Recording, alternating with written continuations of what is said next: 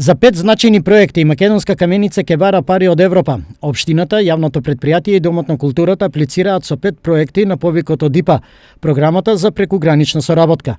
Два од нив се проекти кои ги поднесува локалната самоуправа во соработка со општина од Република Бугарија.